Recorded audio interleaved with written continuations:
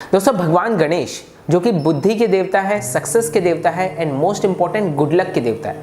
कोई भी कार्य करने से पहले अगर हम भगवान गणेश की पूजा करते हैं तो कहते हैं वो कार्य बहुत अच्छे से संपन्न होता है।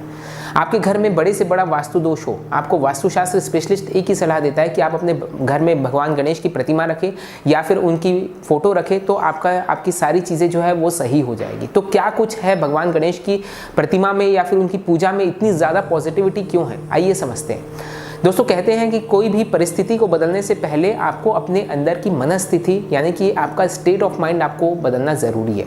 तो किस तरह से भगवान गणेश की पूजा, भगवान गणेश की जो प्रतिमा है, उनके दर्शन मात्र से आपके जो स्टेट ऑफ माइंड है वो किस तरह से बदलता है, आइए देखते हैं। दोस्तों, आप देखेंगे भगवान गणेश का जो सिर है वो बहुत बड़ा होता है। बड़ा सिर जो है वो सूचक है बड़े इंटेलेक्ट का, बड़ी बुद्धि का, बड़ी डिसीजन मेकिंग का। सही और गलत के बीच में आप सही डिसीजन ले सके, इसका प्रतीक होता है बड़ा सिर। आप देखेंगे दोनों कान बहुत बड़े होते हैं पर साथ ही साथ मुंह बहुत छोटा होता है, यानी कि ज़्यादा लिसनिंग होनी चाहिए और कम बोलना होना चाहिए। और ये इनफैक्ट कम्युनिकेशन स्किल की सबसे बड़ी क्वालिटी है कि आप ज़्यादा से ज़्यादा सामने वाले की बात सुने और समझे एंड देन उसके बाद आपको अपने इनपुट्स देना है ताकि आप प्रॉपर उसकी प्रॉब्लम को है वो सॉल्व कर सके।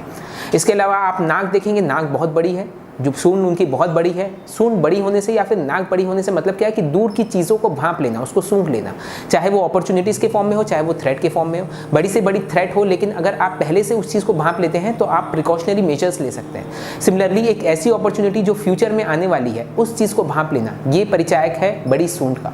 आंखें बहुत छोटी होती है, फोकस्ड होती है, सिर्फ और सिर्फ अपने फोकस में केंद्रित रहे, ये होता है छोटी आंख का मतलब। आप देखेंगे उनके 2 दांत हैं, लेकिन एक जो दांत है वो आधा है, कटा हुआ दांत है।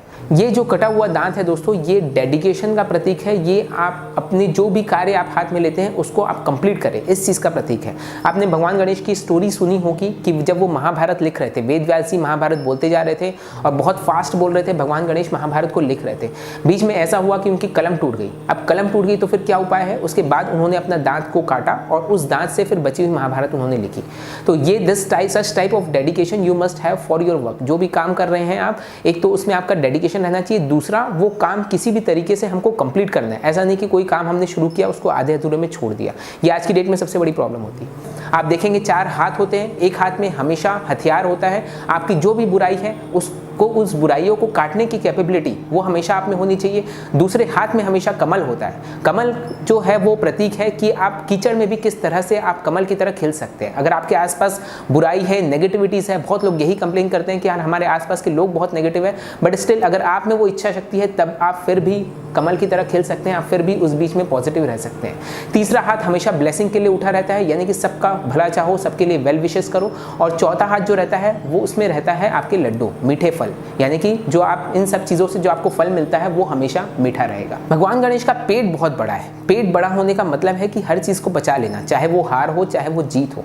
जीत को भी सिर पे नहीं चढ़ने देना, हार को भी मन में नहीं उतरने देना। ये बड़ा पेट का प्रतीक है कि जो भी चीज़ आए वो आप एक्सेप्ट करें, उस चीज़ को आप बचा लें।